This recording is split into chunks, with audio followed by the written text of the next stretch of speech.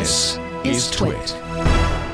Latest from Casey Newton, who does such a good job. He's once again blowing the lid off moderation on Facebook. His article on The Verge talking about the Tampa content moderators, and what a nightmare. First of all, I think an important thing to point out is that they don't work for Facebook.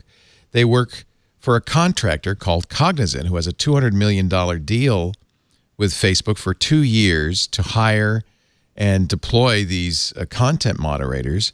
It sounds like a nightmare job. Casey once again got a number of current and former moderators to talk to him about what's going on there, and it's just depressing as hell.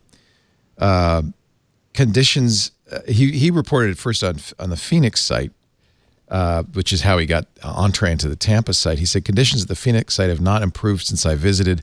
Last week, some employees were sent home after an infestation of bed bugs was discovered in the office. The second time that's happened. Cognizant's statement, they also run the Phoenix office, was, well, bed bugs can be found in virtually every place people tend to gather, including the workplace. I don't think we've ever had, have we ever had bed bugs here? No bed bugs here. They're naturally recurring pests, you know. You could get it anywhere. Oh my God. I mean, the stories that they described, this is Tampa. Contractors told me that Cognizant had lured them away. This is the thing that's really depressing, from less demanding jobs by promising regular schedules, bonuses, and career development. None of that. All of that they reneged on. Contractors described a filthy workplace in which they regularly find pubic hair and other bodily waste at their workstations. Employees said managers laugh off or ignore sexual harassment and threats of violence. The use of marijuana is so prevalent, a manager joked at an all-hands meeting he'd gotten a contact high walking in the door. And you know what? I don't blame him for getting high, because what a crappy job. And he talked to one guy who saw a video. Was asked to review a video of horrific animal abuse. The guy who was a dog lover couldn't take it. He flagged it. Facebook said, no, that's okay. We're going to let it through. At which point, that video got reshared, and the poor moderator had to see it again and again and again and again for $15 an hour, which, I should point out, is almost twice the minimum wage in Florida. They kept reposting it again and again, he said, pounding the table as he spoke. It made me so angry. I had to listen to its screams all day. I don't know what there is to say about this. I mean, this is part of the problem.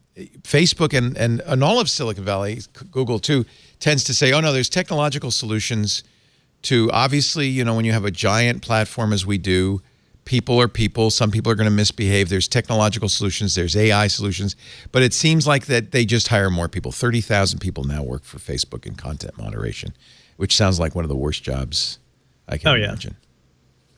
Yeah, there's an episode of HBO's Chernobyl of the people whose job it is to go and just kill all the irradiated pets. Yes. Spoilers, I guess, but yeah, one of the worst jobs I can imagine. And this seems like the modern equivalent of that, basically, like having to live through this sort of content. And it's not like they can just skip it, right? They're required to watch, I think, like 15 to 20 seconds of these videos just to make sure, you know, that they're flagging it appropriately. So this is a thankless job. But it also goes to show, like, all these tech companies, they talk about the holy algorithm that could fix this eventually. It's not really going to happen anytime soon. So right now it's all human help, and they farm out this stuff to these contract companies, which just don't care, right? They have a really low level of employee care, and they're separated by Facebook and Google. Like, you don't even really work for Facebook. It's a shame. You know, exactly. Yeah. What just an awful, sad thing. And I don't know if there's anything to say about this. I don't know if you can even really blame Facebook, although, what are they making, $15 billion a quarter, something like that? I think you can blame them a little for not putting the conditions in place that even through a contractor that are livable, manageable conditions. These are horrible jobs. They're doing horrible work, but at least the workplace that they're in could be something that is not disgusting, and they could be being provided with competent psychiatric help, which it sounds like they're not. Nope. They could be, I mean, there's just any number of opportunities that Facebook has to make this situation better through its contractor. And it's not Facebook's fault per se. It's not Cognizant's fault per se. It's that the scale of the content problem is so vast that they really need to double down and triple down on the resources they're throwing at this. And I hope that they are. It sounds like the person they have now in charge of this at Facebook is looking to do some earnest improvements over the situation, and I really hope he's effective. But it's complicated. It's very complicated. And you see in this one line in here that one of the people that Casey Newton interviews says, I asked him what he thought needed to change. He says, I think Facebook needs to shut down.